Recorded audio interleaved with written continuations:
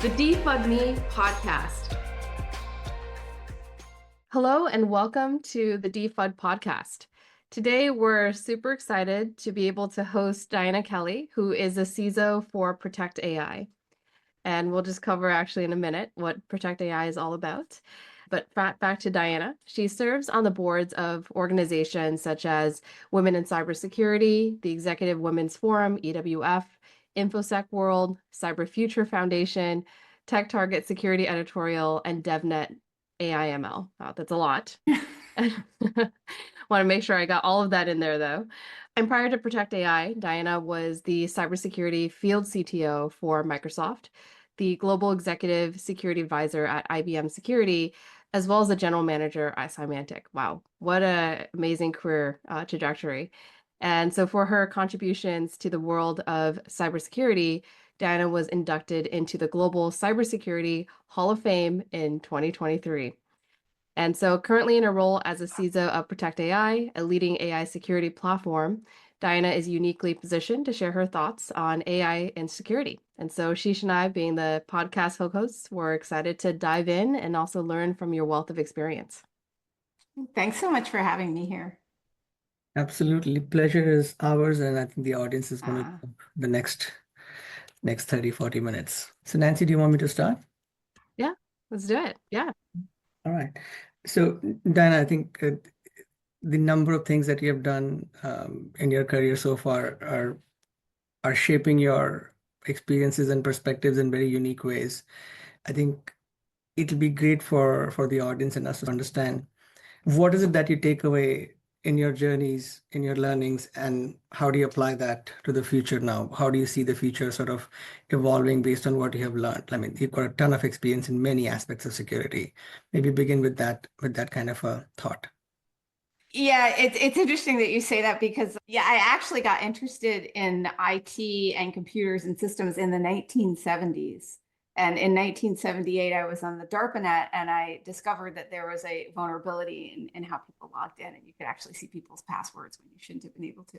So I've always been really fascinated by how we advance technology, because of course the early internet in the 70s was very, very advanced technology. I understand now, but it was quite advanced in the 1970s. And every time that there's a big advance, what I've seen again and again and again is that everyone gets very, very excited about it and adopts it and sees all the wonderful possibilities. And I mean, that's the beauty of technology, is all the incredible things that we can do with it. You know, we've tied people together. You can talk to anybody around the world at any time. We have video calls, all of this that have really brought us together, connected us. We've created this, the complex global supply chain is very largely because we have gone online. I mean, it's incredible, all of the opportunities. But if we don't secure the technology, we're not going to be able to have the benefits and benefit from these new technologies. So what tends to happen is that this new technology comes out, people adopt it, people see all these wonderful opportunities, and then folks go, oh, but if it's not secure, there's going to be a risk. That's actually how I went from being a technical person to focusing exclusively on security, because someone got into one of my networks. I was running a global network years ago, and someone got in, and I realized it's because I hadn't thought of the risks, and I had just built a beautiful network. I hadn't thought about someone attacking it. Why would somebody attack it? But so we have this again and again and again. We saw it with wireless, for example. Initial Wi-Fi, there was the encryption for the transport layer was WEP, and it was broken very quickly. It was almost worse than not having any protection, because people thought they were protected. Now we've got very strong encryption in our wireless communications. We see again and again, we get excited, we adopt the technology, and then security has to catch up. What does that matter about now? Well, the big thing that matters right now is that AI is the big new hotness of technology that is being adopted at a very rapidly. And there's a saying that security comes after, the train leaves the station and security goes running behind it to say, let's secure this technology, let's start to build it in. With AI, it feels like the bullet train has left the station. So I think it's really important as we continue to adopt newer technology, and especially as we depend more on the autonomous actions of this technology, which is what's very unique about AI, is that we're looking at trusting systems now more than people. We talk about human in the loop, but autonomous agentic AI, we are in some ways trusting the systems more than we're trusting ourselves. If you've ever been in the car with somebody and they're using Google Maps and Google Maps is taking them in a weird way and they go, trust Google Maps, right? You kind of get a feel for it, but we're going to have AI making decisions, health decisions, critical decisions about even if you're driving in an autonomous car, is it okay to change this lane or not? We already have that kind of technology. So making sure we secure it becomes more and more important the more we adopt technology and the more that it becomes something that is embedded in our life and is making decisions for our life. So I think that's the most important thing for people to keep an eye out for, is that the technology is going, we're adopting it faster, but the impacts of not adopting it without security are actually, increasing potentially exponentially, certainly rapidly. You've been kind of privy, right, to the many evolutions of technology. And one of the reasons I really wanted you to come and talk to our audience today was just the ability that you have to kind of draw parallels between what had happened and what is familiar to us, right? So, one of the analogies that you made on stage at the Juniper Network CXO Summit back in November last year was around kind of mapping, file ACLs to model permissions. Right. And so I enjoyed that talk so much and would love to see if you can maybe give us a quick overview of what you shared on stage, right? Just so we can also get into that mindset of how is AI changing how we do or develop software, and also what are elements that are still the same, right? But we just call it a different name. Yes. Yeah. Love that question. Yeah. So there's a great quote from CISA, the Cybersecurity Organization of the United States, that AI swirls with mysticism, which I love because, it's a government agency with this sort of, and there is a level of swirling with mysticism. When we look at AI in our systems, sometimes it's represented by what? By sparkles, it seems sort of magical. But the truth is that it's software. So that's where the overlap is. But the models that run AI, machine learning models, while they are software, they are a different kind of software than we have used traditionally. We run them with tools that are unique and purpose-built for AI and ML. And some of those tools up until recently haven't even been part of the regular scanning programs of traditional security scanning tools. So they haven't been sort of blended into what we look for in vulnerability management, how we do supply chain within the software lifecycle. So what we really need to do is to understand that a lot of what we've learned in software security can be reapplied. So we don't have to completely reinvent the wheel. In fact, we shouldn't. We should build security in, just like good old Barry Boehm taught us many, many years ago, build it in early, because making changes early in a process is much cheaper and more effective than doing it later. But we have to tune it specifically for the AI lifecycle. And also, as we marry AI with software, with more traditional software in these agentic programs, make sure that we haven't forgotten the DevSecOps part. So what does that mean, blending it into AI? Obviously, that's a really big topic, but I can give you some examples. You already gave a really good one about, access control lists and access to the AI, who's getting to the API. Are we protecting it? When we think about the beginning of the life cycle, very often with software, rather than saying, can we do this? We just say, we know what we can do with software. What do we want to do? But with an AI solution, you may actually need to ask first, is this appropriate for AI? Is it going to be better if we do this with AI than with traditional software or even expert systems? And most importantly, do we have the data capability to train the AI? Do we have the right data to train the AI on? Because AI is about Gen AI is statistical probability. It generates back what it's been trained on, based on what it's been trained on. Machine learning models and predictive AI, their outputs, their predictions are only as good as the data they're trained on. So data becomes a really, really large question. Do we have access to that data? Is that data set representational enough? How do we clean the data? How do we organize and prepare the data? Those are some really big questions that in a traditional software lifecycle, we don't even go towards, but are absolutely critical to AI development. There's also what models are we going to use. One of the beautiful things about AI is the democratization of it with open source foundational models. And Hugging Face is a fantastic repository of models that people can download, they can train, they can put into their own solutions. And it's really helped to advance the state of the art in AI. But these models are, they are files. And if you're bringing a file into your organization and you're in security, what's the first thing you think about? Did you scan it? Right? Is there anything malicious in here? There can be malicious operators in a machine learning model. Also, because of the way that they are serialized and deserialized, you can have Python code within that model that could be executed when it's deserialized, when it's being written and opened.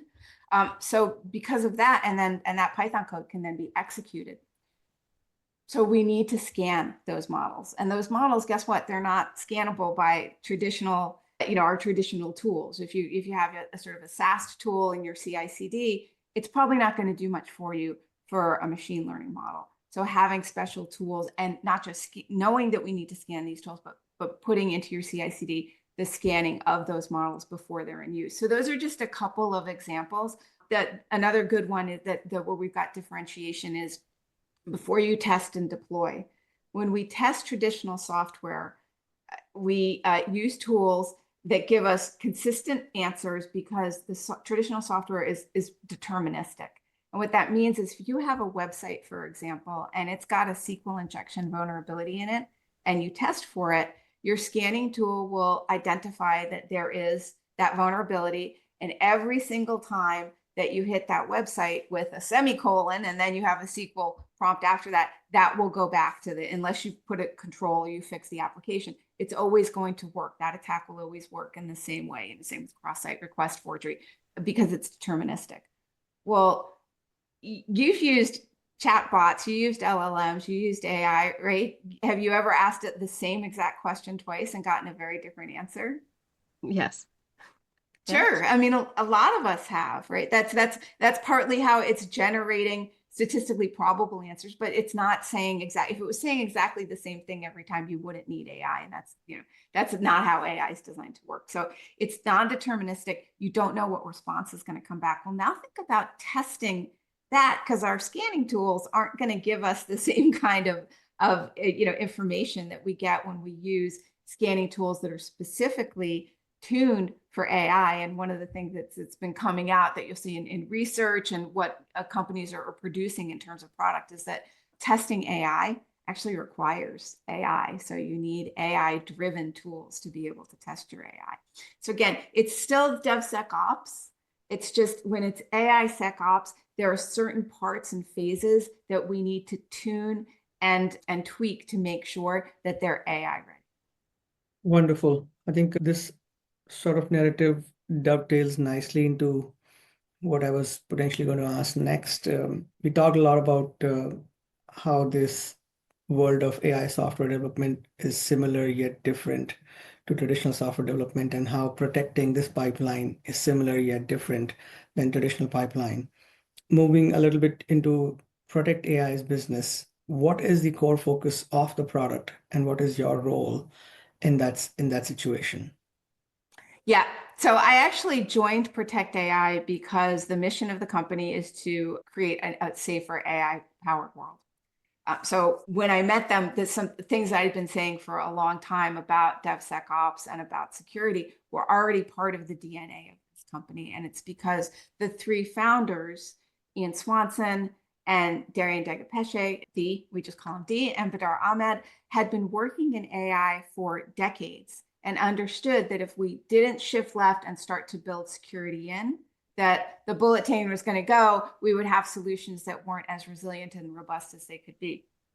So when I was asked to join Protect AI, I looked into their tools and I got pretty excited about that they were, and we are, building tools to allow companies and development teams and AI engineers and AI teams, ML engineers and AI teams to build safer, more robust AI solutions, making sure that we've baked security in, we've tested, we've baked security in, we've scanned those models, we bake it in so that when the AI is deployed, that you have a higher confidence that this is robust and it's resilient and it's going to be purpose fit. And my role is I'm actually I'm an operational CISO. So my job is exactly what any other CISO's job at any company is, which is to ensure that across the organization that we've built a very robust foundation for our security program, both from the IT side, as well as we've built security in to the SDLC.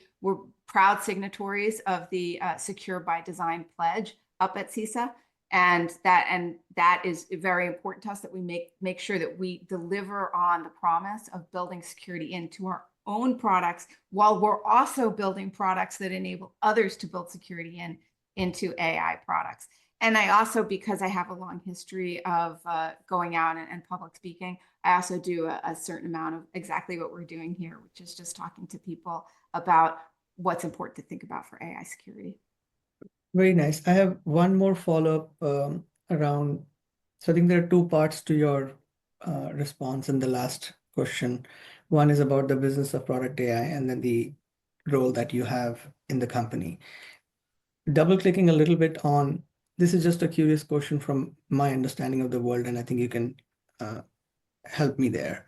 When I think about securing an AI software development pipeline, I think about the same personas that you mentioned, the AI engineers, the AI teams, and the traditional software engineers, and the DevOps people, and the SRE people, and the data scientists. The same personas come to mind. They just do their thing with a specific objective in mind. Either they're tuning models, or they're training models from scratch, or they're integrating models, or they're building agentic frameworks on top of it.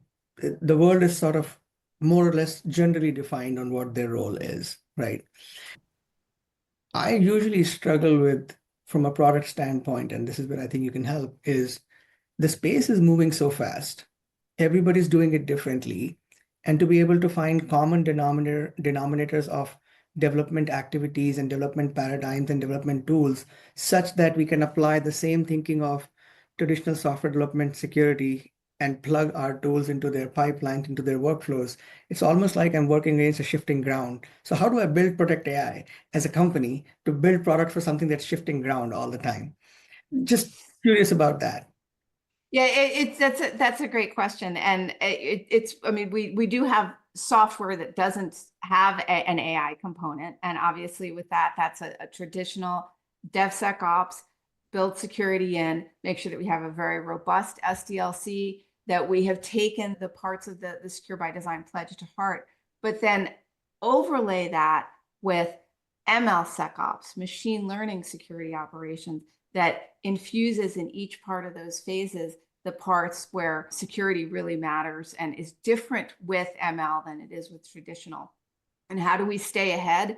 We're very lucky that we have a very robust research team within Protect AI. So we're constantly looking at, what's changing, what's shifting, to ensure that our products and our tools stay as up to date as possible. And we reinforce that flywheel by our research community, our open research community that anybody can join. It's called Hunter, HUNTR. It is free to join.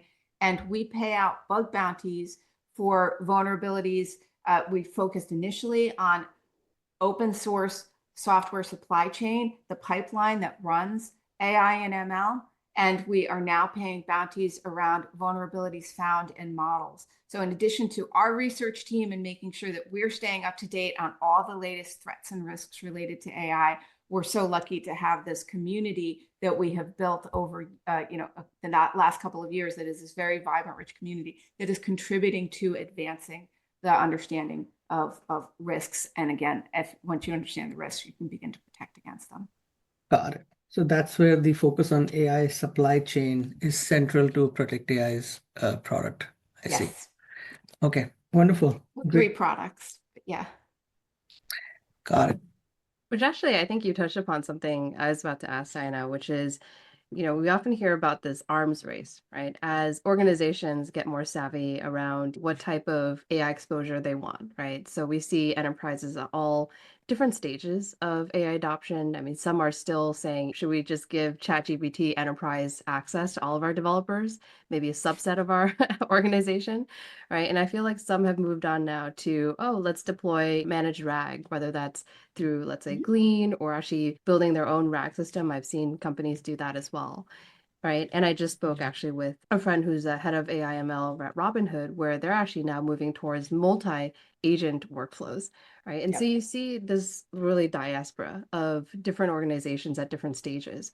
So given the community focus that you just mentioned about Protect AI, like how are you using that from a company perspective to keep folks informed and also to stay ahead?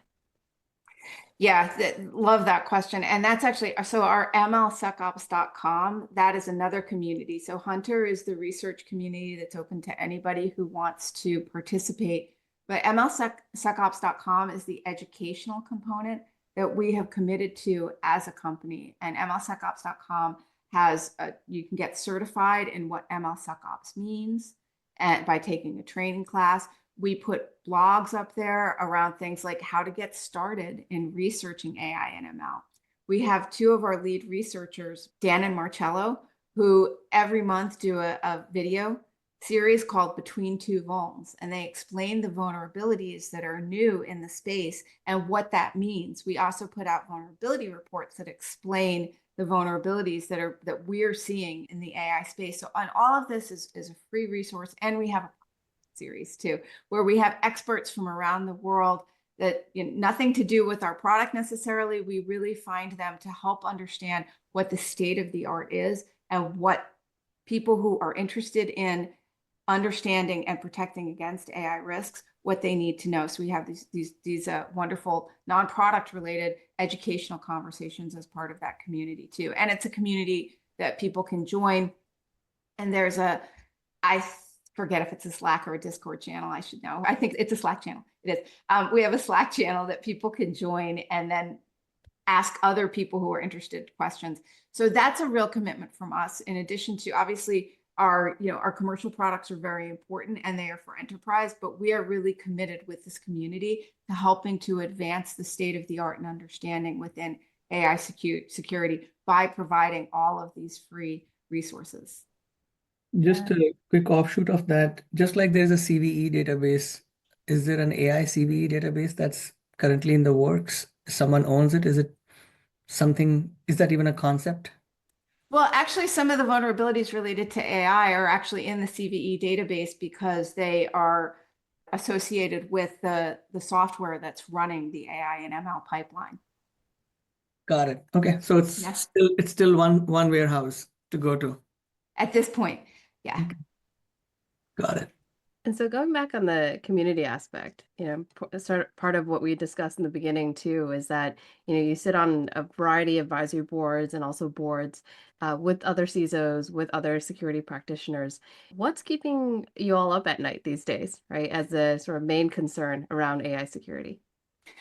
I think one of the biggest concerns is getting into understanding how do we assess if this AI is right for our organization. So that's where things like, have you scanned it? Have you tested it? Can really, really help.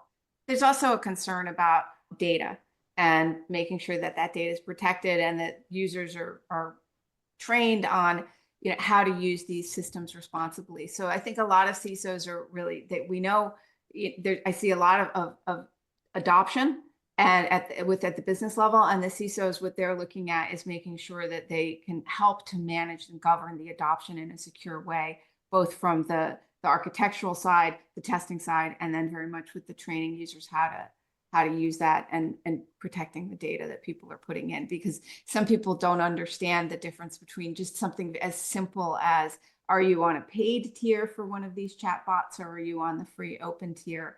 And they may put very sensitive data in. There was an issue with a technology company a couple of years ago in the early days of ChatGPT, where one technical company put in information because they were trying to, I believe from what came out, they were trying to create some documentation. And then one of their competitors was using the same bot a little while later and got some of that data back out unexpectedly, because the original team had not understood that if they put this question in and this data in and it's in training mode, that it's possible that it comes back out at a future state. So you don't want to put anything that's very highly sensitive into a public model or a model that's still in training mode. I think I remember that exact moment because there was a notice at the time from Amazon saying, do not put any source code into ChatGPT. Yeah. Yeah. Cool. I guess in the spirit of wrapping it up, given what we have discussed so far, I think it'll be great to get your perspective on, a couple of different dimensions. So I'll just start with one and see how much time we have left. I think given the diversity of how people are building, training, using models from a engineering standpoint, what are the top 3 things you would ask people to be thoughtful about? Not from a security practitioner standpoint, but from an engineering standpoint. It's very hard for me to speak not as a security practitioner, but I would say making sure that you've chosen the model wisely. Why did you pick that model? Making sure that you have the data or the right approach to training it, whether you're going to fine tune or you're going to be using RAG. And then very importantly, scan that model. Even if it's a third party, you absolutely want to scan that model. If it's a first party, you want to scan that model too. Models are files. They are used in software systems. We know we need to scan our software. We really have to scan our ML models too. Got it. And from a practitioner standpoint, which is sort of bleeding into how people are building models, top 3 threats that you would want to optimize the investments on, or top 3 things that you should care about, regardless of how this is being implemented in your organization. Again, what's the provenance of that entire solution and has it been tested properly? What's the data set? Is it the right data set? Is it going to be appropriate and purpose fit for your need? If you don't have the right data set, you're not going to get the right output from that model. And for whatever use case you have, it's not going to be purpose built for that use case. And then if you are deploying models or if you have folks using AI, making sure that you're monitoring what's going in and out of the model. AI models, they drift over time, and it doesn't necessarily mean it's a bad thing. It's not, when you say bias, people kind of like get a thing and they think, oh, that's always, it just means that it may drift to be, the output is not as accurate as you had desired, or it may start to give output accuracy. The output may be undesired or unwanted for that model. An example was with a large airline outside of the US. They had a chatbot that told a user to go ahead and cancel, that they had a problem with their flight, said, go ahead, cancel the ticket, go and buy a new one. And the user then went to the airline afterwards. So they did that. They went to the customer who did that. And they went back to the airline after and said, I would like my money back. I bought this ticket. You told me you were going to refund me. And the airline said, well, we didn't say that. It was our bot. And why this went to court is beyond me, but it did go to court. And the judge said, you know what, it was your bot that said that. So you are responsible. So that's really critical for deployment and governance, is to make sure that you are watching both as somebody trying to do adversarial attacks or prompts into your AI, and also ensuring that you feel very comfortable behind what the AI is returning back as a response. Yeah, fascinating world. This is, as you said early in the episode, it's the bullet train left the station. So things are moving really quickly on all dimensions, and catching up on these nuances around your bot versus third-party bot lying on behalf of you versus the user action tricking the bot. These are nuances that I don't think we have standards for yet. Gets even trickier when now we're talking about agents, right, performing entire tasks on behalf of humans, right, and agentic workforces. So maybe a discussion topic for next time. Brave new world. Yep. Yeah. All the more reason to build security in. Yeah. Yeah. Awesome. Thank you so much, Diana, for joining us today. And I can say for one, I'm sure our audience will be super excited to hear, your thoughts on the evolving world of AI and security. Thank you.